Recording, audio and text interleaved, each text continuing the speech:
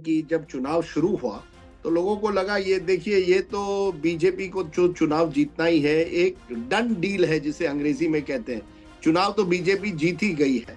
नहीं तो राजदीप, जैसे आपने कहा कि चुनाव से पहले मान लिया गया था कि ये डन डील है कि चुनाव तो बीजेपी आराम से जीत जाएगी, बल्कि 400 पार तक का नारा दिया गया है, 370 पार बीजेपी जाएगी, इस तरह का नारा प्रधानमंत्री ने खुद दिया।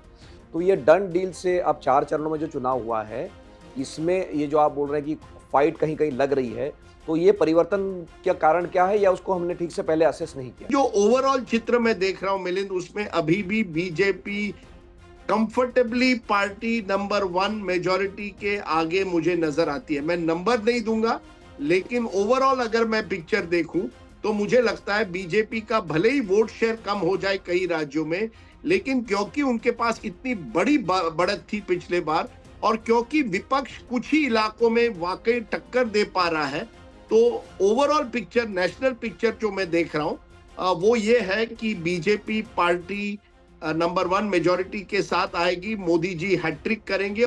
उम्मीदवार कहीं ना कहीं कुछ कुछ सीटों पर मैटर कर रहे हैं, और ये बार बार हमको देखने मिल रहा है, क्योंकि 2014 में देखिए या 2019 में देखिए, वहाँ उम्मीदवार मैटर नहीं किए, मोदी जी ही काफ़ी थे, उनके नाम पर ही वोट पड़ रहा था। और मैं बार बार, एक बार साउथ मुंबई की सीट का मैं बार बार उदाहरण इसलिए देता हूँ कि वहाँ पर जो गुजराती मतदाता है या मारवाड़ी है, अन्य भाषा के हैं, लेकिन शिवसेना को भी उन्होंने मतदान किया, जो कि आमतौर पे माना जाता था। तो लेकिन ये था कि तब मोदी जी ने कहा कि मेरा उम्मीदवार है, उसको वोट डालिए। कि मुझे लगता है आज की तारीख में नरेंद्र मोदी जी और भाजपा आगे है। एक और बात, उसके उनका संगठन, उनकी मशीन जो है वो अभी तक जमीन पर मजबूत है, और मशीन के जरिए आप वोटरों को बूथ तक ला पाते हैं।